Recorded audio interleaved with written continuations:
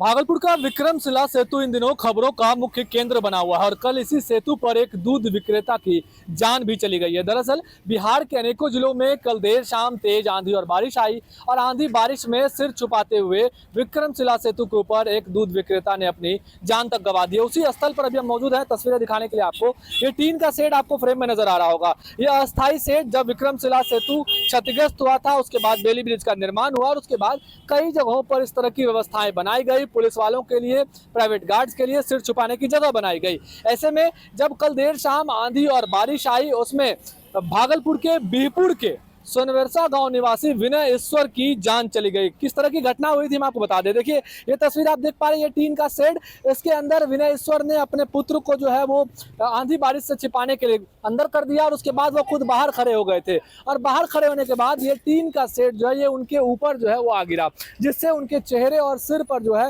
वो गंभीर चोटें आ गई और वो चोट इतना गंभीर था कि अस्पताल पहुंचने से पहले उनकी जान चली गई। लेकिन एक और लापरवाही की बात है कि जब ये दुर्घटना हुई थी उस वक्त उसके पुत्र ने मदद की पुकार जो है वो कर रहे थे, लेकिन आधे घंटे तक विनय ईश्वर यहाँ पर तड़पते रहे, किसी ने मदद नहीं की। उसके बाद एक ऑटो चालक के द्वारा उन्हें अस्पताल पहुंचाया गया। तो कहीं ना कहीं जब विक्रमशिला सेतु अभी जिला प्रशासन का मुख्य केंद्र है, यहाँ पर व्यवस्थाएं सुदृढ़ करने के लिए जिला प्रशासन लगातार दावे कर रहा है। ऐसे में एम्बुलेंस की सेवा विक्रमशिला सेतु पर उपलब्ध नहीं थी। जो पुलिस वाले थे वो एम्बुलेंस ढूंढने में रह गए, वो आधे घंटे से अधिक वक्त तक वो यहाँ तड़पते रहे, जिस वजह से उनकी जान चली गई। क्योंकि पुत्र ने साफ तौर पर कहा है कि अस्पताल पहुंचने के बाद वहां कहा गया डॉक्टरों के द्वारा कि अगर 10 मिनट पहले पहुंचते तो शायद इनकी जान बचाई जा सकती थी। ऐसे में लापरवाही कहीं ना कहीं नजर जरूर आई है, क्योंकि 4 बेली ब्रिज का निर्माण हुआ है और बेली ब्रिज के निर्माण के बाद जो है यहाँ पर कई सारे पुलिस और मजिस्ट्रेट की तैनाती, प्राइवेट गार्ड की तैनाती है। लेकिन कल जब यह हादसा हुआ, जब यहाँ पर आंधी और तूफान आया था, उस वक्त यहाँ पर जो एम्बुलेंस की व्यवस्था नहीं थी, पुलिस वाले ने त्वरित कार्रवाई करते हुए, मदद करते हुए उन्हें नहीं पहुंचाया, जिस वजह से जो है उनकी जान चली गई। अभी आप व्यवस्थाओं में देख पा रहे हैं बेली ब्रिज के होकर जो है तमाम गाड़ियां वन वे के द्वारा यहाँ पर गुजर रही है। लेकिन कई जगहों पर जितने यात्री शेड या फिर जितने पुलिस वालों के लिए अस्थायी टेंट का निर्माण करवाया गया था, वो टेंट जो है वो उड़ गया और उसके बाद अभी तक व्यवस्थाओं को नहीं दुरुस्त किया गया। आप तस्वीरों में अभी भी देख पा रहे हैं, उसी तरह से जिस हाल में कल यहाँ पर टीन का शेड गिरा था वो अभी गिरा हुआ है। व्यवस्थाएं सुदृढ़ नहीं करवाई है और जिला प्रशासन का ध्यान इस ओर अभी नहीं हो रहा है। इस वजह से जो है कल जान चली गई। पूरे बिहार की बात करें तो लगभग 10 से अधिक लोगों ने जो है कल आंधी और तूफान और ओलावृष्टि में जो है अपनी जान गंवा दी।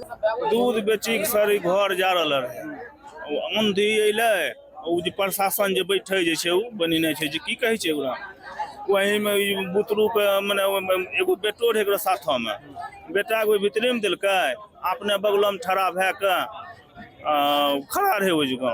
बस आंधी जे अइले बस ओकरा उठिए गिर गेलै घरे देह पर पोले। क्या नाम है? विनय ईश्वर। तो यहाँ रोड जाम क्यों हो गया? कोई प्रशासन यहाँ नहीं मदद करी रहल छै, पोस्टमार्टम नहीं भए रहल छै। कितना देर से बैठे हुए हैं? यहाँ 4 घंटा से बैठलो छियै, कोई सुनवाई कोई सुनवाई नहीं। क्या नाम हो गया? 10 बज गया, 5 हो गया। क्या नाम है? विनय ईश्वर। कहाँ घर? सोनवर्षा। क्या करते थे? दूध बेचे रहे सर। आपका नाम? हमारा नाम दीपक ईश्वर। हॉस्पिटल पहुँचे तो? हाँ, हॉस्पिटल पहुँचे तो इनका लड़का का वहाँ पे इलाज हो रहा था। बोले कि फुआ वहाँ पे किसी ने मदद के लिए हाथ नहीं बढ़ाया। फिर हम रोते रहे पापा के पैर पकड़ के। पापा हमको तो पहले उतार दिया था, पापा को हम खींच नहीं पा रहे थे, ब्लड जा रहा था।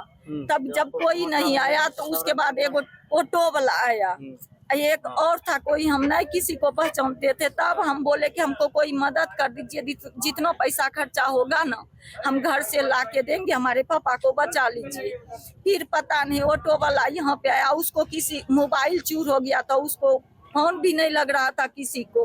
फिर उसको याद आया मेरा भाई छोटा वाला है, ये अंकल का लड़का है मेरा। अभी तक कौन है आपके? मेरे अंकल का लड़का है। कब आई है पोस्टमार्टम के लिए यहाँ? यहाँ तो हम इसका एक्सीडेंट से सबसे पहले हम ही मायागंज आए थे।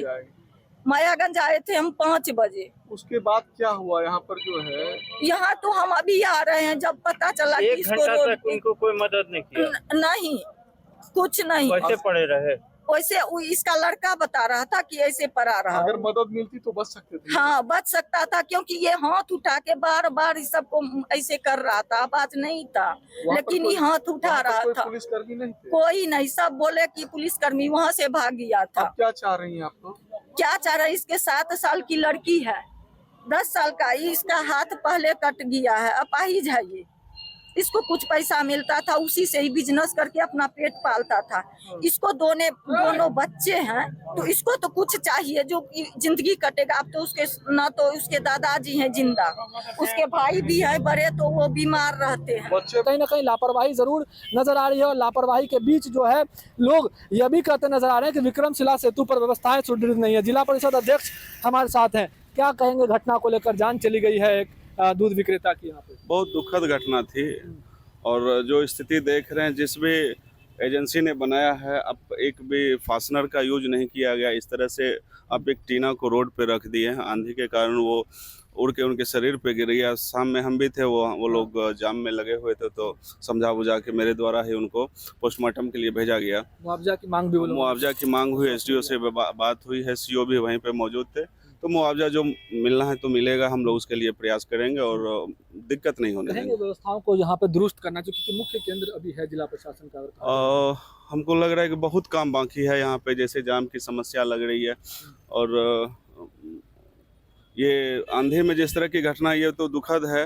तो दिख रहा है काम बहुत है, और सिस्टमेटिक हम लोग जनता को भी जागरूक होना होगा इस जाम से परेशानी से निजात पाने के लिए। तो ये जो समस्या एक और कहीं बना हुआ था, उसका भी देखना होगा, वो भी गिरा होगा। तो हमको लगता है जिस एजेंसी से करवाया गया है, ये संदिग्ध है ये इसके काम करने का तरीका। चलिए, तो जिला परिषद अध्यक्ष विपिन मंडल हमारे साथ बातचीत कर रहे थे। आपने साफ तौर पे देखा कि किस तरह से व्यवस्थाओं को लेकर वो भी कहते नजर आ रहे थे कि यहाँ पर व्यवस्थाएं जो है वो दुरुस्त नहीं है, ऐसे में यात्रियों को परेशानी हो रही है। और यहाँ पर बीपुर के सोनवर्षा निवासी विनयेश्वर की जान तक जो है, दूध विक्रेता की जान तक जो है यहाँ पर चली गई। कहीं ना कहीं प्रशासनिक लापरवाही है, और जल्द से जल्द यहाँ पर व्यवस्थाओं को सुदृढ़ जो है वो करना पड़ेगा। भागलपुर से TV9 के लिए मैं शिवम।